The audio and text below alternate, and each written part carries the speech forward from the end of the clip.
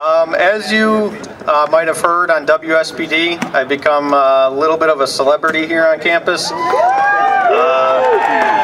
those of you that don't know, I'm Conor Kendrick. I'm the chairman of the College Republicans here on campus.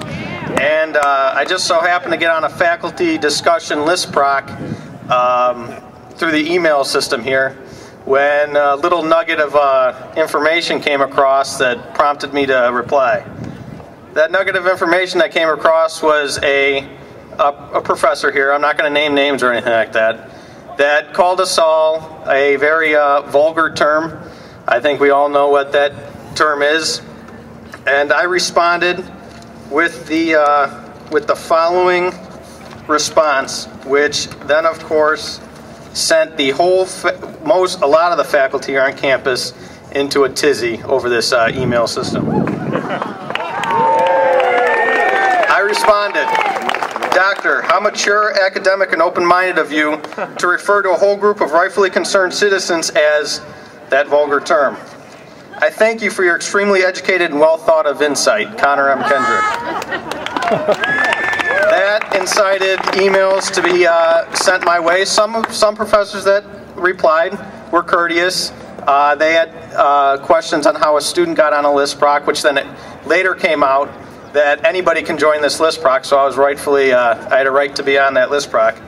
But some of the insults that were thrown my way from professors that decide to sit behind computers instead of coming out and debate the issues, I was likened to a person coming into a town hall meeting with an unloaded rifle, there to silence any legitimate debate.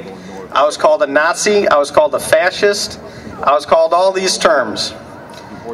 In each post that I made after that, I said, hey, let's come and sit, possibly over tea, and discuss these issues that concern the Tea Party, that concern movements today within our country, healthcare and all the rest. Never got a response for people to come and sit down and talk with me. So what I had to do was I picked out all the names of the professors that attacked me, and I went straight to their offices. Some of them weren't there. Others I had nice conversations with, clarified my positions on why I was on that list proc. And others, I went to one on Friday. One, let me look up what he said to me. He was one of the most curt, I would say. He responded to my letter, "In other news, your smug, self-righteous partisan rhetoric bores me, and I resent it being inflicted on me on this list proc." Well, excuse me. The last post that I posted on that list proc, which actually incited that last blurb that I just said, was this. "To all, I know I said a few days ago that I would remove myself from this list, but taking 20 credit hours working 30+ hours a week has put me a bit behind the curve. One thing of note from this exchange is that some people's true stripes have been revealed. Oddly enough, as I write this, one of my favorite Metallica songs, Holier Than Thou, just came on the radio. One of the lines in the song is, 'Point the finger, slow to understand. Arrogance and ignorance go hand in hand.'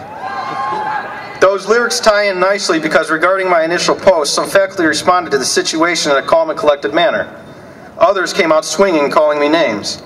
Whether or not I am able to post on this forum, and it is not an exclusive club, the fact is I did, and the responses spoke volumes. I have followed up personally with many posters and spoke with some of them on the phone. We have had very nice conversations about these emails, about various other political topics as well. I am still willing to meet with anybody who wants to talk.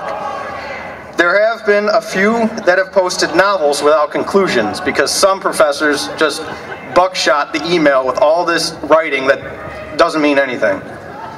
Others responded by addressing the Tea Party directly instead of responding to me, which is what I would have desired in order to engage a conversation. However, a lot of the responses were extremely misinformed in regards to the basic information on the Tea Party movement and its supporters. I urge all to take a look at teapartypatriots.org. This is the website we members regard as the true heartbeat of the movement. I hope some of you take the time to read their statements instead of regurgitating talking points in which you hear. Regarding the use of the terms, the vulgar terms, consider the history. The first people to use that term to describe the members of the Tea Party were MSNBC's Rachel Maddow, Keith Olbermann, and Chris Matthews. They kept saying it while chuckling. How mature. Unfortunately, CNN jumped in as well with Anderson Cooper, whom I admire, repeating the term while chuckling as well. That opened the floodgates for those labels. Anybody who follows the Tea Party movement, pro or con, and who can muster up a legitimate counter-demonstration knows full well what that term means, and that is not adult behavior. Having said my piece, I will hold my peace and park this forum. If you have any questions, comments, or concerns, I would be pleased to meet in person to further the conversations. I have listed my contact information below. In conclusion, I will leave you to a link to a video that sparked my interest in politics when I was in the 7th grade. It's a little dated and long, but pressing. And that link is to Ronald Reagan's A Time for Choosing 1964 speech to the Barry Goldwater campaign. So that is one added reason why we wanted to have a Tea Party on this campus.